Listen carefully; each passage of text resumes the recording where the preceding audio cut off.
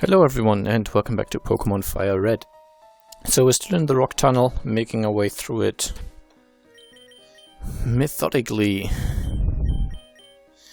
Nah, Charmeleon's not looking too hot. I'm gonna put Pidgeotto in the front. And as I said, we're about to, or somewhat about to, encounter our next permanent team member.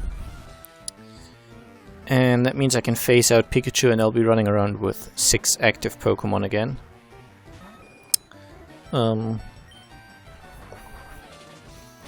then I guess I can replace Golem somewhat quickly as well. Because it's not too long until we can get a Dratini? I think it's the same name in English. As I've explained before, I have some trouble with the English names, mostly because these were games I played when I was quite young, so well before I knew enough English to play them in English. Plus, you couldn't change the language on the cartridge, you bought the cartridge, so the original Blue and Red stuff, for example, I had all those games in German, so I learned the German names of everything. And they're just very firmly stuck in my head, so nothing to be done about it.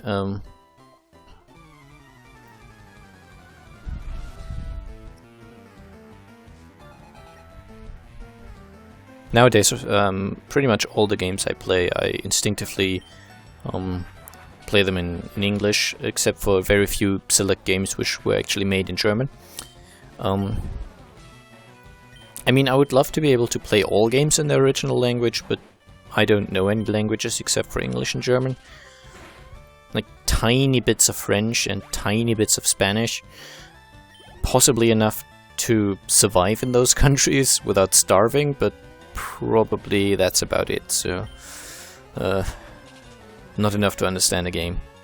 Luckily, most games are originally in English, and there's a fair amount that are originally in Japanese, but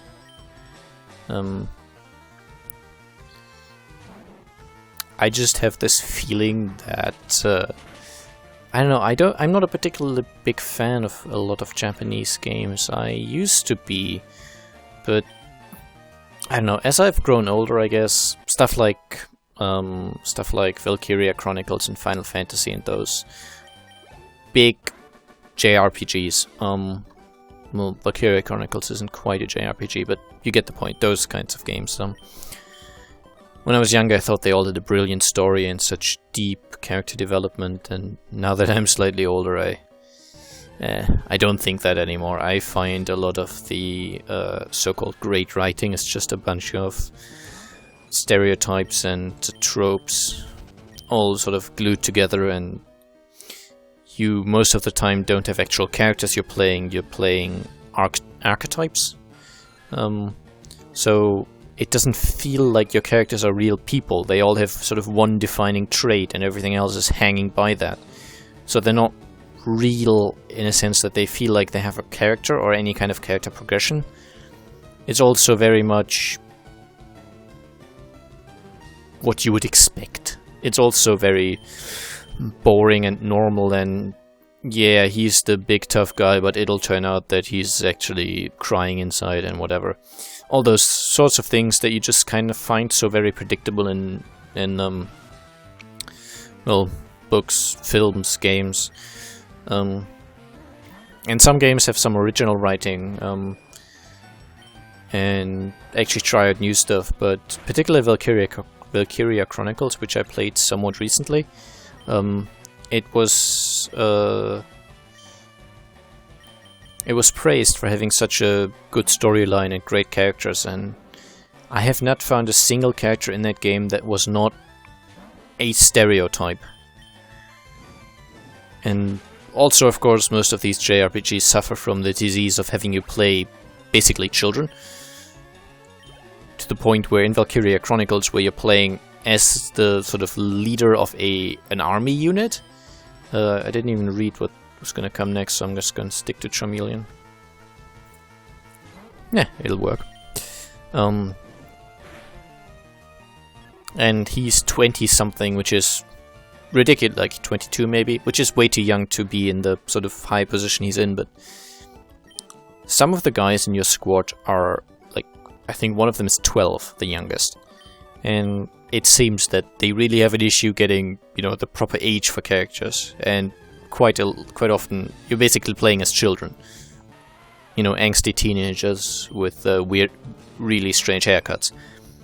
Which I don't know why people find that so great. I've really grown to find that incredibly dull. I guess it's just a matter of sort of preference. I mean, I know when I was younger, I used to like Final Fantasy games for their storyline, and I guess the gameplay is fine. But I know I can no longer ignore the sort of very obviously terrible character design.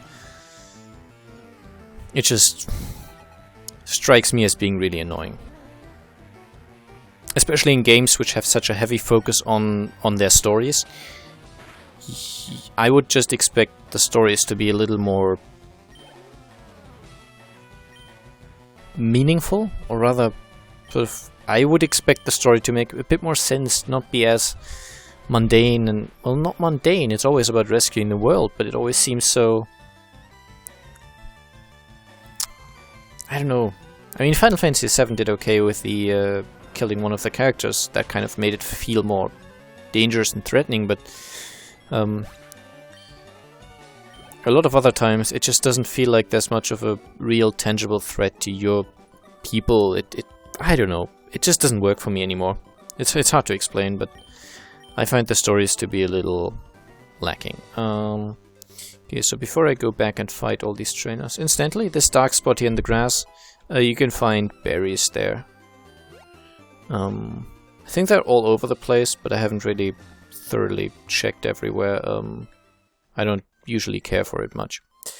Let's go into the Poké Center, which has its normal music. When we go out into the town, you'll hear that the town music is a lot more somber and creepy than normal. It's not quite as cheerful, and that's because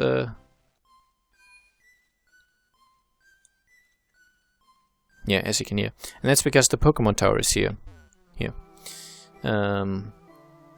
This building here is the Pokemon Tower, and that's where it's basically a kind of graveyard where lots of dead Pokemon are, and the ghosts are haunting the place. Which is good, because it'll mean that's where we're getting our Ghastly, but we can't quite go there yet. So let's deal with this guy.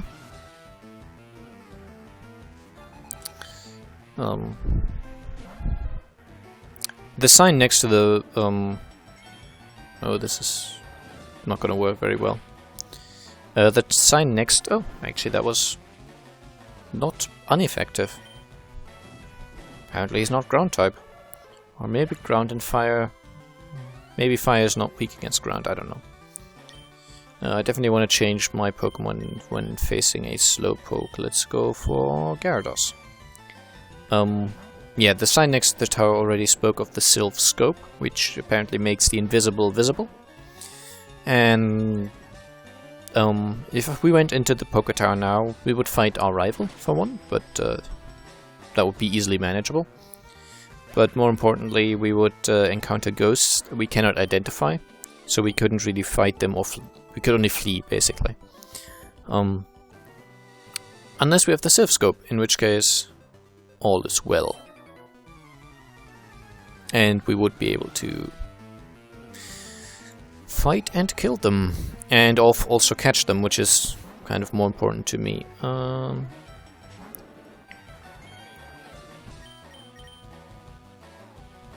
I missed.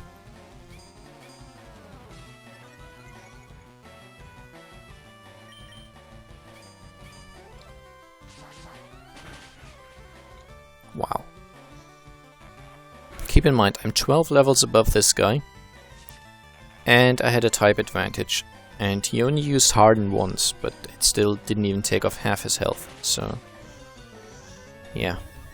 Just currently Charmeleon's really underwhelming, but it doesn't matter because I know it's going to get better soon, which is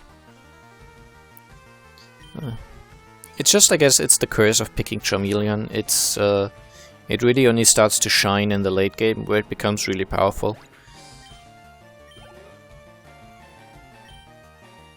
So for a long time you just stuck with a Pokemon that's not really very powerful. And I think that's why a lot of people like Squirtle, because in the mid-game, which is, to my mind, where the game slows down a bit, Squirtle is quite powerful. And I don't know, I guess that's for many people why it's such a preferable choice.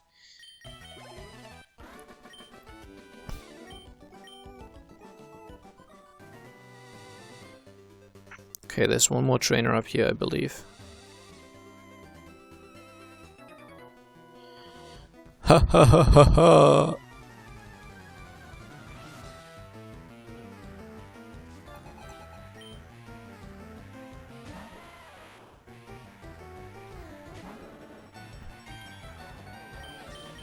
But hey, only 5 more levels. I wonder how many rare candies I actually have. I know I have a few. Because I wouldn't mind just giving him the rare candies.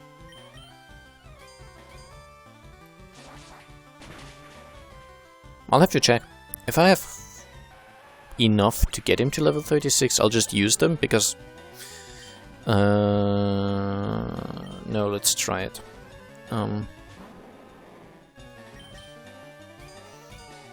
Yeah, because I can get more rare candies, and technically Pokemon get more powerful if you train them in actual battle.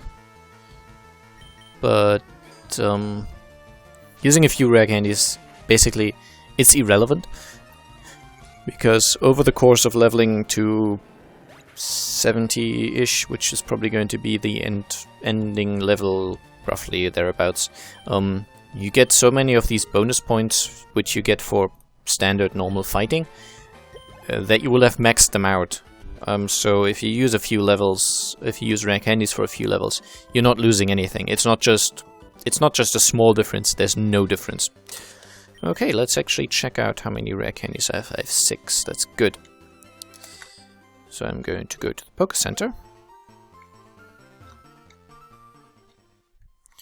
where we hear the creepy music, and I shall be using 4 of these rare candies.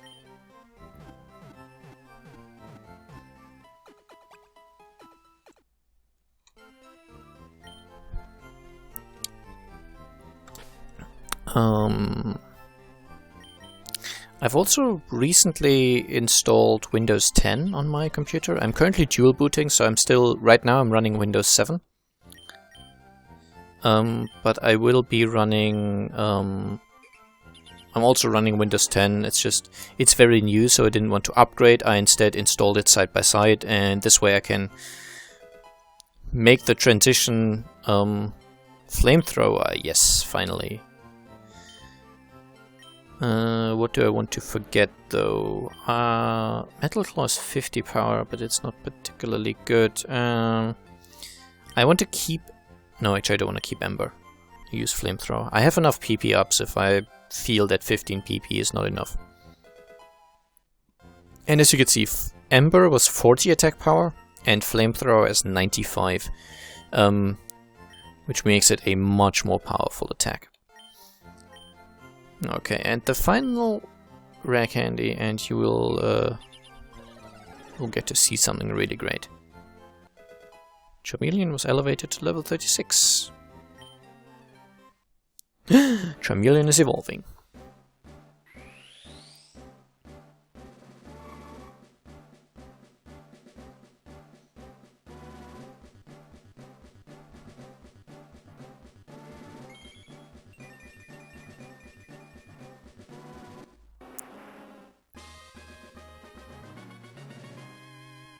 And this is why I spent an entire summer getting a shiny Charmander back in the days. Because a shiny Charizard is a black dragon, which is really awesome. I mean, Charizard looks cool with his default colors already, but the shiny version is still even way better. It's pure awesomeness on a stick. And it now tries to learn Wing Attack, which, yes, we want to teach it, so we have another, an additional attack that can come in handy. I'm just going to forget Scratch. I have Cut, so that's okay.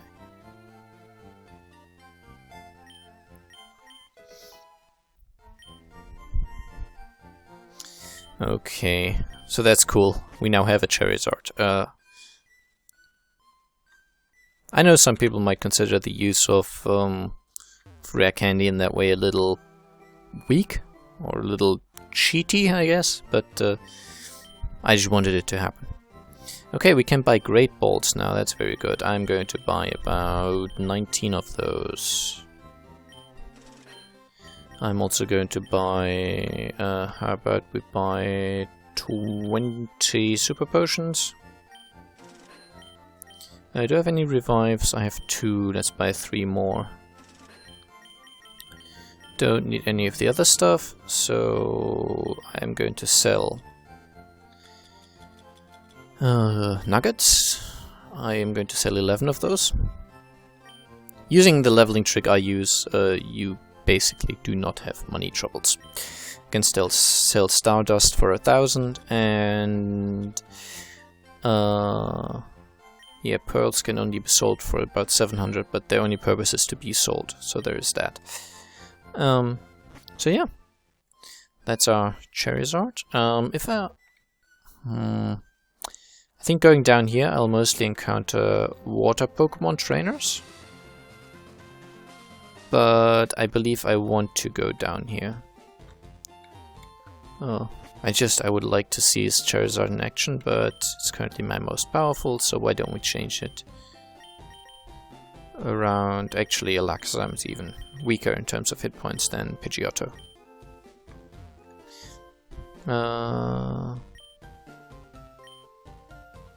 Oh, we received TM27. I knew there was some reason to go up here. And let's return, which I believe the more Pokemon likes me, the stronger that attack is. And there's also the sort of opposite, which is an attack that gets stronger the more the Pokemon dislikes me. If any of these guys has a non-water Pokemon, I will just send out Charizard. And it will be awesome.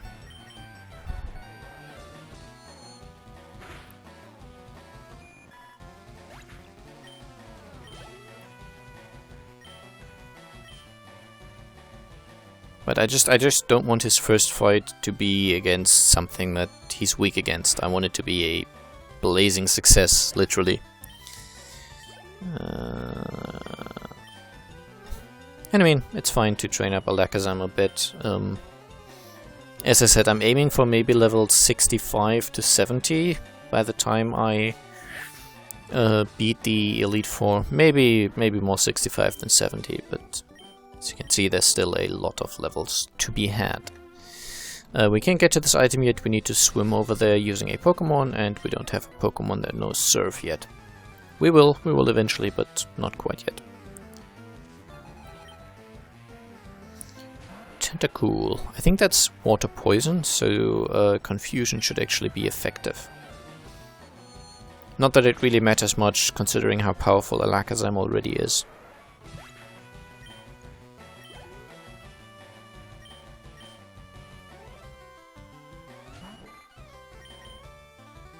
And, of course, I've gotten lucky and gotten the Psychic Spoon, which gives me another 10% bonus. I believe an item like that exists for every type of attack. But, it's obviously best to use on a Pokemon that's already fairly strong in the usage of that particular attack type anyway. So Alakazam already is very good at using Psychic moves. And then you just kind of stack its high speed and its high attack, special attack rather, and you stack the 10% on top of that to make it even more powerful. Should have used the Psybeam here actually, then I would have gotten the kill. But he starts off using Water Sport, which is hilarious. I never quite saw the point of these moves. They make fire attacks weaker. But it's a water Pokemon. Fire attacks are already quite weak, so It seems to me like a move like that would be more useful on a Pokemon that was actually that would have trouble dealing with fire moves.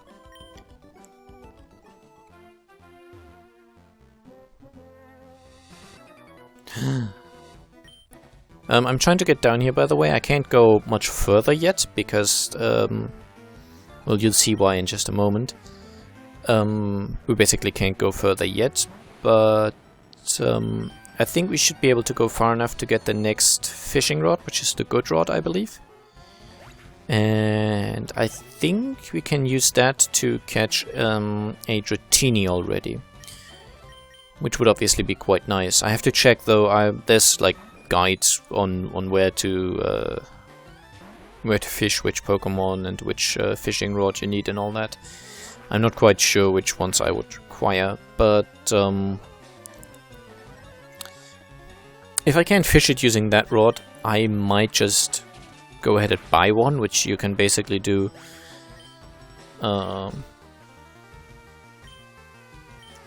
Again, I'll show you where, but there's an option to just buy a Dratini. I'd prefer to catch one myself. It feels cooler to catch it instead of buying it, but if I can't catch it yet, or reasonably soon, I'll just get one, because then I will have most of my team set up already. And as I said, Pidgeotto is also going to stay in the team, and that's only going to be replaced fairly late. But I would like the rest of the team to basically be set up already, so the Pokemon, they're with me longer, which makes them like me more, which I don't know if that has any real advantages, but I think it makes for more interesting video content if we sort of grow with the Pokemon and, you know, we build up a connection, quote unquote. Not that I really do that, but okay, I cannot go further down. Fair enough. This is exactly the same Snorlax that we saw earlier, which we cannot currently fight. And I think that couple over there are enemies as well, so they're trainers and we can fight them, but I don't currently want to do that, basically.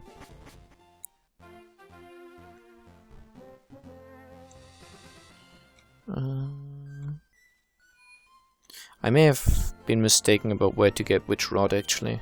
I don't know. I guess we'll have to see.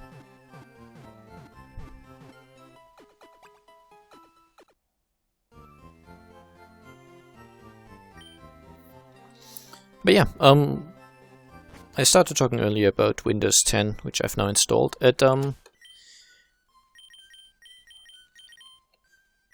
It looks quite nice so far, but obviously it's been out for, what, maybe a week or two?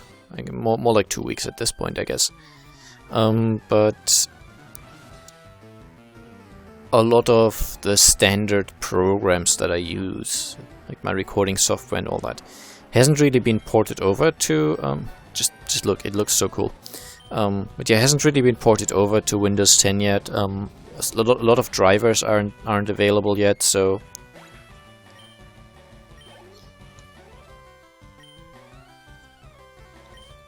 oh, I shouldn't keep using Charizard. Anyway, just wanted to give it a bit of a spin, see how it plays, and yeah.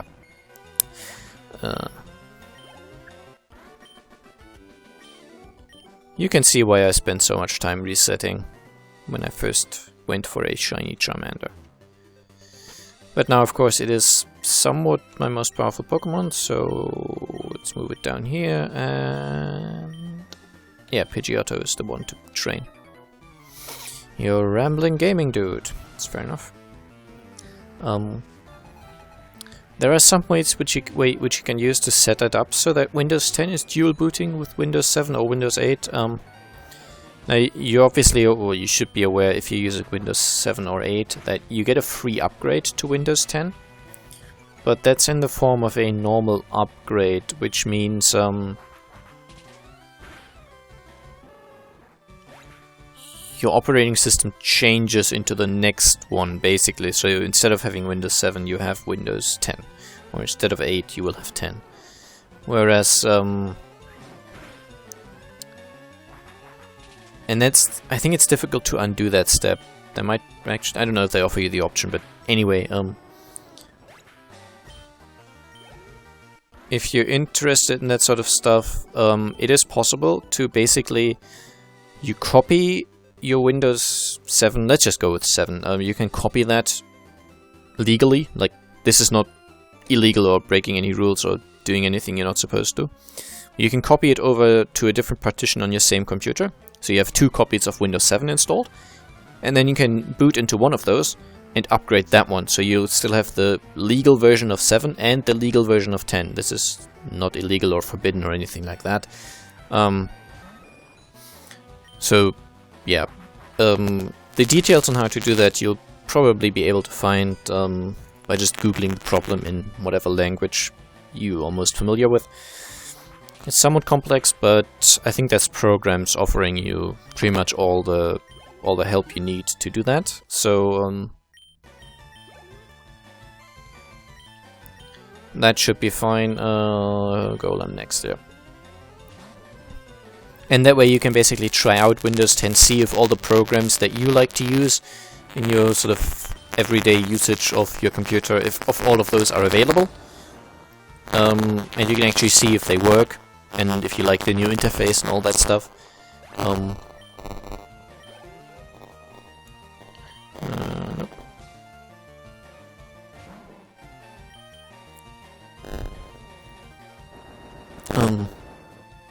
And if you decide Windows 10 isn't for you, or maybe it's just not yet for you because it's going to be, say, a month until whatever your favorite email program is updated, then you can always go back to the other installation, and you haven't lost anything, basically. I think these two are, yeah, they are a dual fight, which means I'll be fighting 2 trainers at once. Each of them uses 1 Pokemon and I use 2 Pokemon. Which is why their aggro range was so short, like I had to stand right in front of them. Because apparently they had somehow... They couldn't make it so that they both walked down, and it would have looked weird otherwise, so they decided to just have those have a 1-tile aggression radius, or whatever you want to call it. Let's just fight some of these things. Okay, the Clefairy is very fast apparently. And I think follow me means that all attacks are redirected to it. And I am now in love with Clefairy, which is fine because it's dead. I always hated those mechanics, they feel kind of ugh.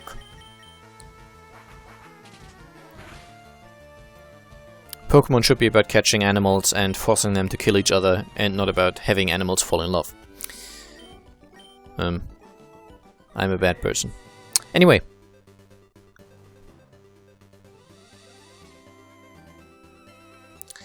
It turns out I'm out of time. I don't know how long this episode is, so in case it's over now, I'll see you soon. And in case it's not over, I'll see you in just a second. Bye bye.